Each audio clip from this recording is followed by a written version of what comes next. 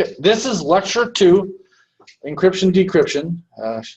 So we're going to go through this one kind of quickly.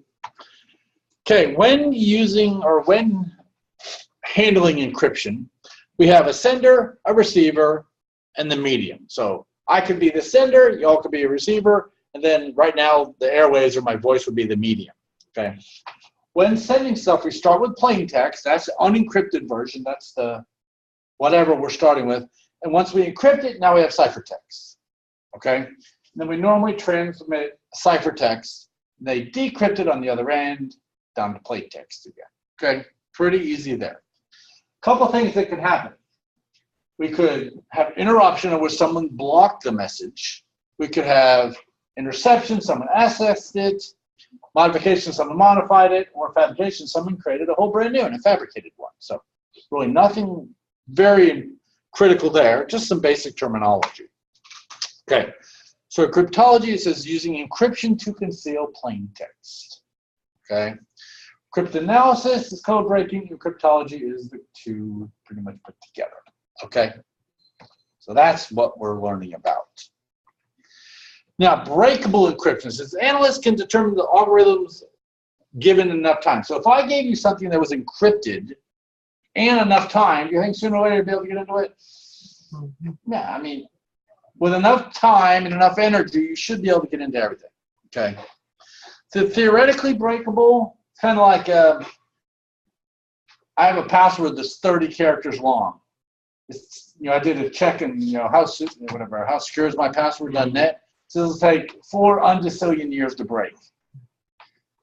Not unbreakable, but considering an undecillion is 10 with 36 zeros, that's quite a few years to break it. But does that mean it cannot be broken? No, it probably won't be broken, okay? Brute force is trying every combination. So if I had a pile of keys and sat there and tried every single key on the door, that's brute force until the one that let me in. Remember Amazing Race a couple seasons ago, they gave them a big old ring of keys and they had to undo 50 locks. And I had to keep trying them all and everything. So ingenious, think of a new way of doing it, or like, hey, let me try this, and it works. Something that no one else has thought of. Okay. Moore's law basically says that the amount of transistors are going to double every 18 months. Or in other words, computers are going to get faster every 18 months. A prime example was, I think it was last year's Apple event. They showed the new MacBook Pro. And what was cool about this was they showed the original. They opened it up. You could see all the components inside. Then they showed the new one. It took up about half of the same size case. So it was much faster. Sorry, we started early. But it was much faster, but also much smaller. And it was funny because in the demo, it says, yes, and so when we fill in all this space, they put extra batteries. Okay. So Moore's law says number of transistors on a chip doubles every 2 years, basically 18 months. So that's why stuff gets faster and faster and faster. So September, they're going to announce something new with Apple, probably a new iPhone, which means it'll be faster.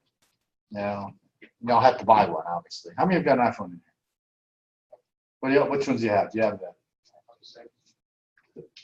Wow. So what do you have? A 10? What do you got back there? 6S. So no one has the 8? I couldn't believe anyone bought the 8. I'm like, they announced the 8 and the 10, what, 20 minutes apart? Why would you? So you're going to buy something that is actually outdated immediately, even before you can buy it. It's like, why? But wasn't it like $400 cheaper? Yeah, but still, it's like, it's outdated. Because you always give me in the back of your head, damn, if I had just spent a little more, I could have had the new one already.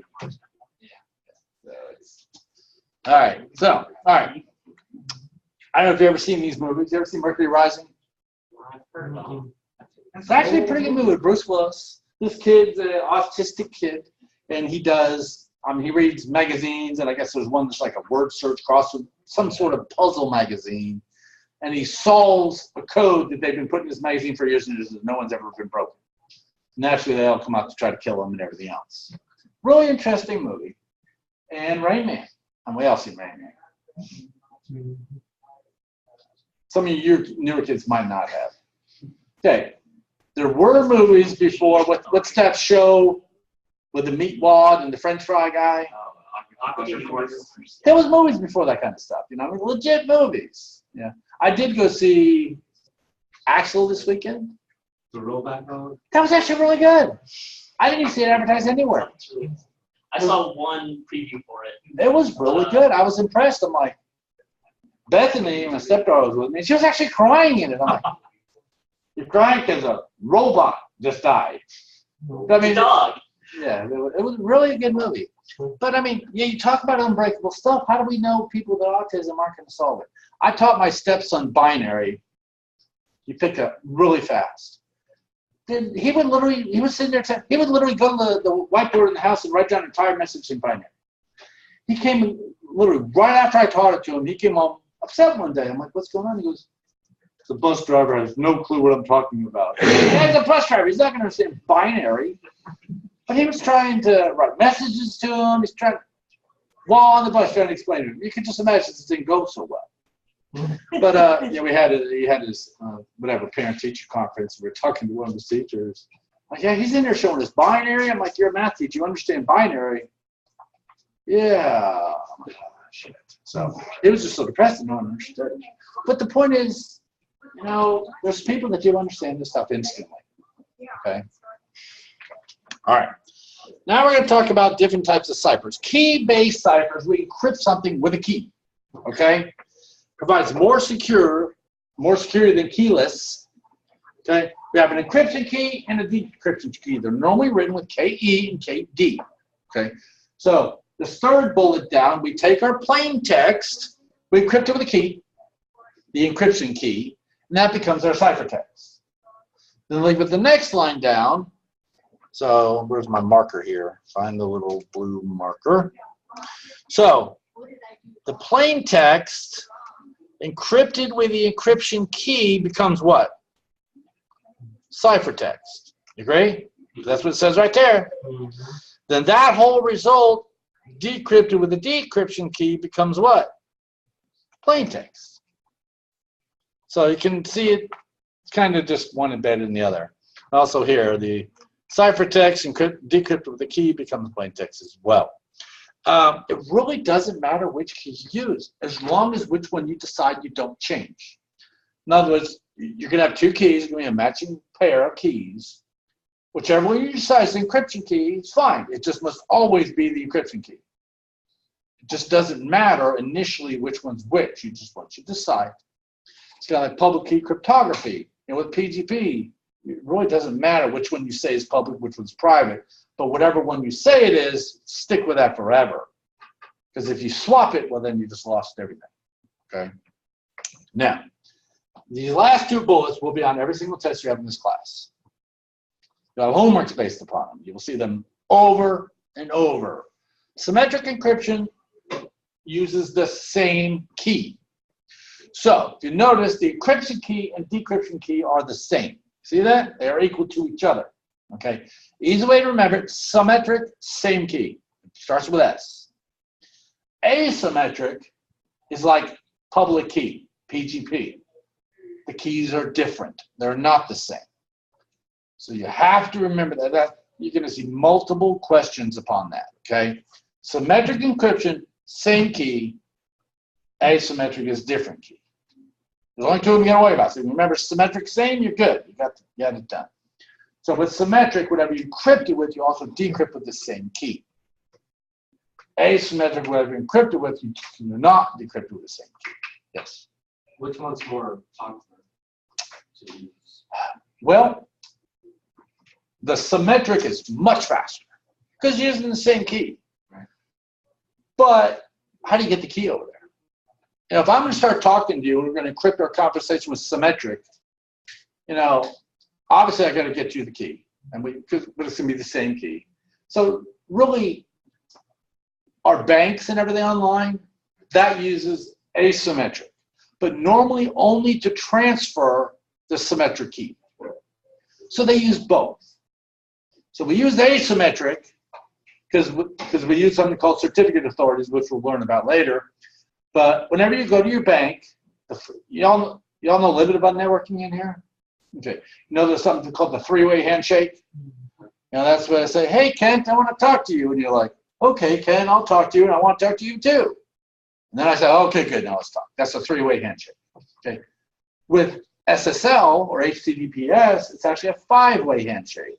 We do the same thing, but we're also transferring certificates back and forth.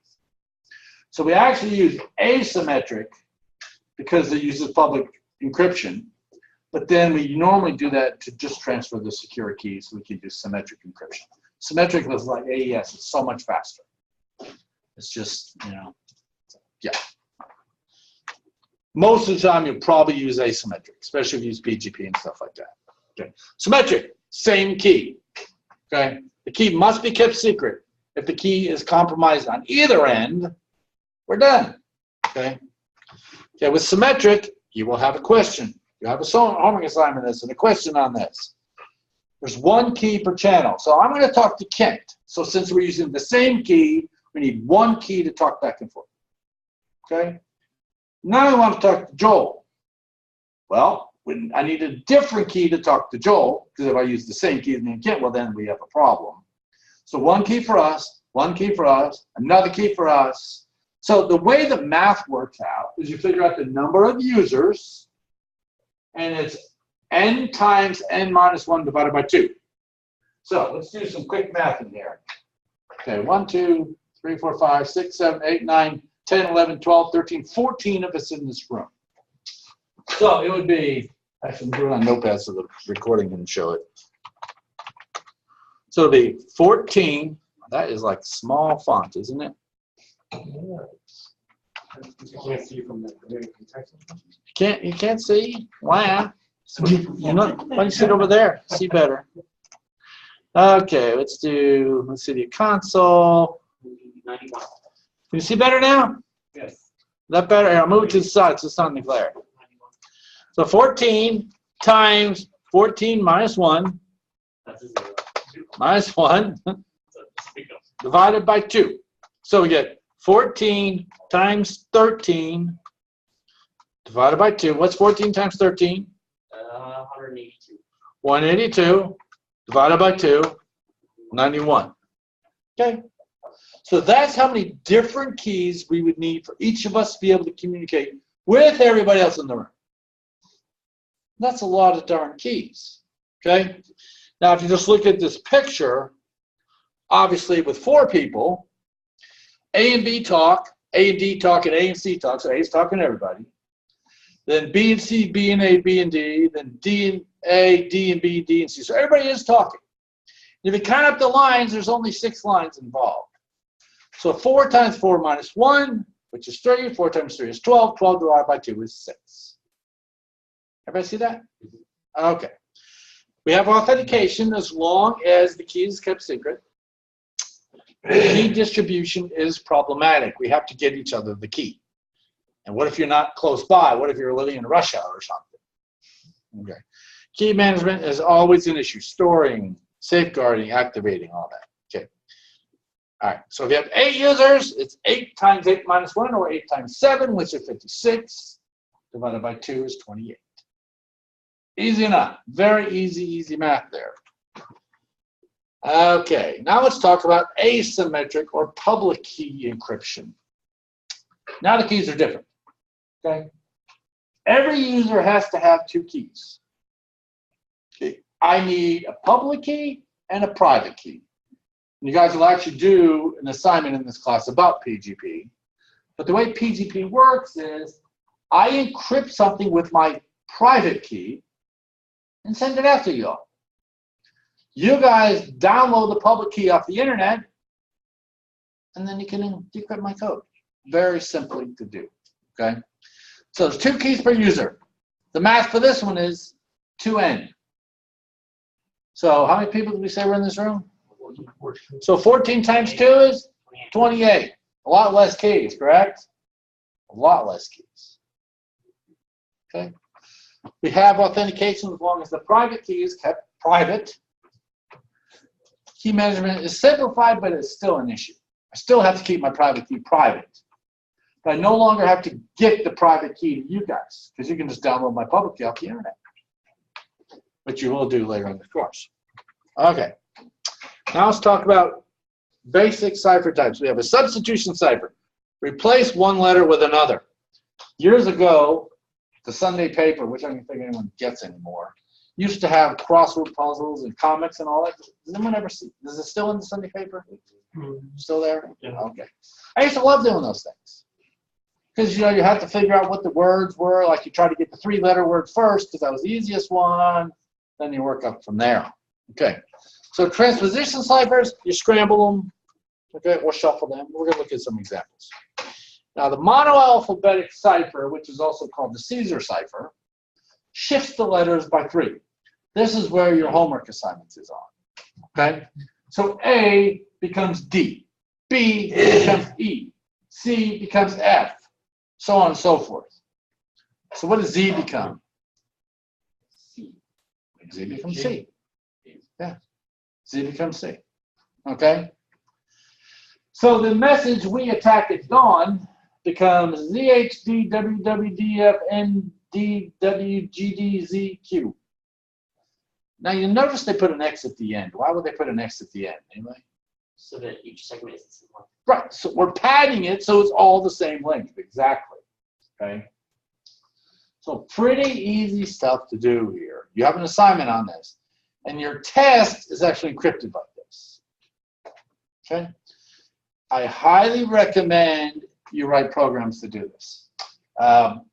Me and Roy used to play code golf. Anyone ever heard of code golf before?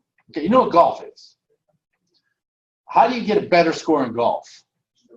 Lower. By a lower number. Well, we played code golf. We took a program to solve this. Want to see who could write it shorter and shorter. I wrote in Java, including the class line and the main method, which was 2 lines, solved the entire thing in 4 lines of code. Can I see that code? Got someone. I mean, if y'all want, like, I don't mind coming in early next class period. We can even work on one. Yeah, all right. I have no problem with that. Or I don't even mind Wednesday if y'all want to. I know a lot of you got Virginia's class on Wednesday. I was hoping we could possibly meet on Wednesday to maybe study some more or do some more work, but after you got class. But I'm here earlier. If y'all want to come in before then, I don't mind discussing with y'all. Yeah, I have no problem with it. I'll be here anyway. So, but I mean, I said I want you guys to succeed. And if you learn to write programs to do this, first of all, your homework's much easier, and you can use it on the test. Yeah. So you can use any Python code you want on the test. So was there any homework due last week? No. Was there any? Okay, this one was due last week, Okay. Yeah. Like, but I got to change it since I didn't give it to you. It was my bad. I totally forgot. It was due like Saturday, wasn't it? Yeah. Did anyone do it? Yeah, I got Did you get good grades? Yes. Yeah, my wife was talking to me the first day, so I'm so sorry. I screwed up. I was supposed to give this lecture last week. But if you got a bad grade, let me know. I'll delete it and do it again. Okay, it's my fault, totally. I didn't even realize it until tonight. I'm like, oh man, totally forgot to give you the. I didn't even know that we're supposed to be 2 lectures last week. Yes, I totally forgot. So, all right. So that's what your assignment is for this week. So shift 3 letters to the right, return home becomes that. Okay. All right. Now, monoalphabetic ciphers are single alphabet. In other words, monoalphabetic means 1 alphabet. So it's encrypted with 1 alphabet. Okay. So we could have our plain text. We could have our ciphertext alphabet. Okay. We also have substitution ciphers. Just it's a single alphabet. Okay. Caesar cipher is a monoalphabetic cipher because, you know, A is used 1 time, B is used 1 time, C is used 1 time, and it's shifted. Okay. So yeah, that's what a single alphabet is. Okay. How can we break those? Well, we can do something called frequency distributions. So, what is the most common letter in the English language? E. So if I was to look at a block of text and I counted up the letters and found out that E was the most common letter, you could possibly say this could be English. Do you agree? Okay. So what are so it's N, L, S, T, R, and E. Is that right? Because that's not what Will Fortune always gave out. RST. Yeah, R, S, T, and L, E. So those are the most common letters. Okay. So if you look for those, you can actually calculate the frequency of specific letters, do some basic math, which you have an assignment of that as well, I think. Yeah, you do. And that will give you what's called an index of coincidence. In other words, the number of times E appears and A appears and so on and so forth. There's a mathematical calculation and can tell us that. This is what makes code breaking trivial. Okay. Imitation Game. You ever seen that movie? It's on Netflix. Go watch it. It's an amazing movie. I told, I think a student, was it last semester, a couple of semesters ago, about that. And he came into class and he was, I am so mad at you. Why? He goes, I watched that darn movie. Oh, okay. And he's like, yeah. Then my wife came home. I had to watch it again with my wife. Then my kids came home. I had to watch it again with my kids. Then my in-laws came home. I had to watch it again with my in-laws. I mean, it's really that good a movie. It's really, really good. And I've read about 4 different books on the subject. And yeah, it's quite far-fetched in some areas. But the overall gist of it is true. Okay? You know Pearl Harbor, December 7th, 1941? Did you know that the British people knew that before it happened? Because they had intercepted the Japanese code and broke it. Nobody believed them. Well, and also, when they did, you'll see in the movie that they decided they can't just start giving all the codes out. Yeah, Because then the Germans will be, aha, they figured it out and they'll change something. So they had to figure out which ones to give out so that it wouldn't appear. So they couldn't give out everything. So it kind of sucks, but yeah. All right, so how can we solve this problem? Since we know E is the most common letter, well, what if we had multiple alphabets? We can flatten the frequency distribution by using polyalphabetic ciphers, which are multiple alphabets, okay? All right, so we'll see this. So here's English. E is the most common letter, and then we get, was it a T? T, and then A. Then a T, then an A, then an N, then, no, then an I is in there too, okay? So if we were to look at some block of text and add up all the letters, and if we happen to be in the year 1972, that's what you would get. Do you know why 1972 matters? Because our English changes. Okay? I mean, think about it. Now we got LLLs and BRBs, and what's that going to do to our alphabet? I mean, smiley face, that's not even in there. So there's no emojis on that alphabet. You know what? You watch in a few years, you're going to have emoji frequency distribution.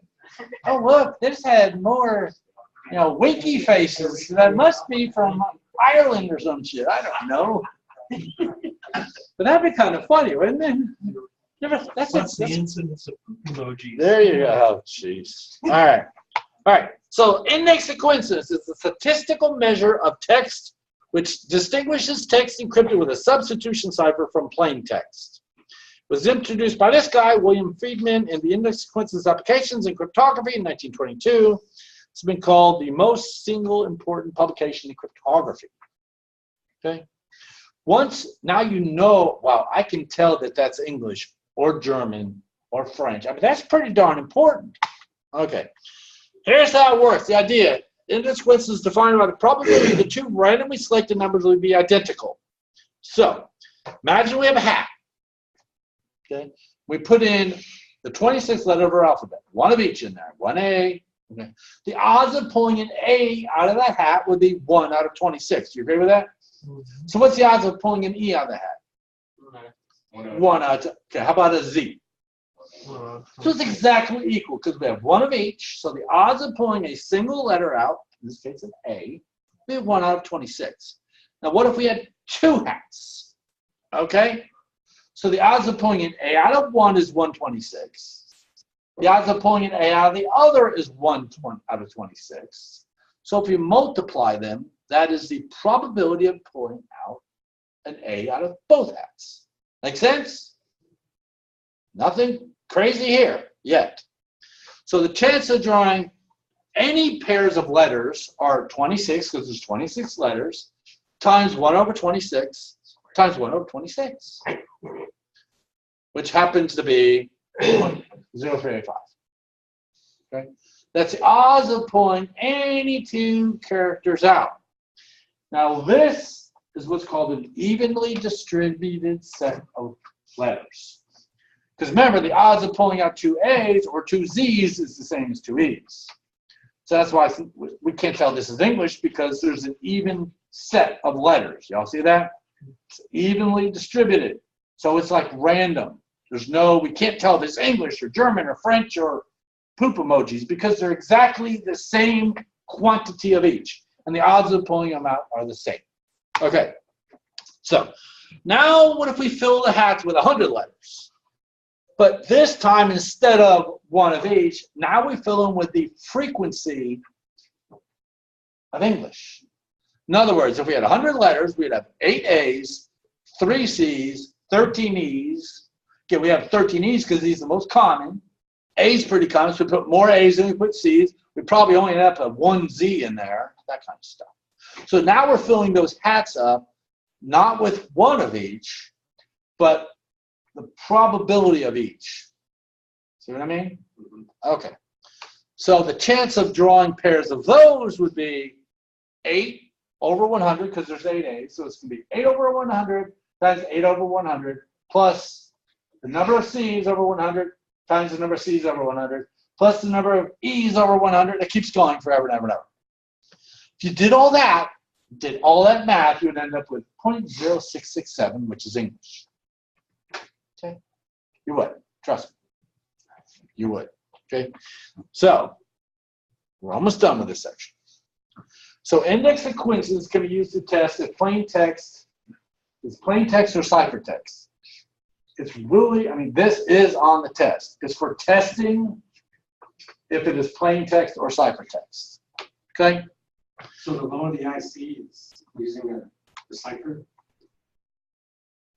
Not necessarily, because if you look at English to Russian, so we're just talking about, they might have less letters in their alphabet. Or they might use a whole crap load more Q's than they use E's or something. You know what I mean?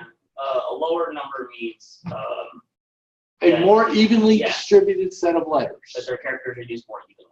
Right. Because our E is way up there compared to our Z. So that's why we have such a different number. Okay? All right. So text encrypted with a substitution cipher would have an index sequence that's closer to 0.0385, since the frequency would be closer to random because they've been mixed up. Okay. English has 0.667. This measure allows computers to score possible decryptions efficiently. They can guess.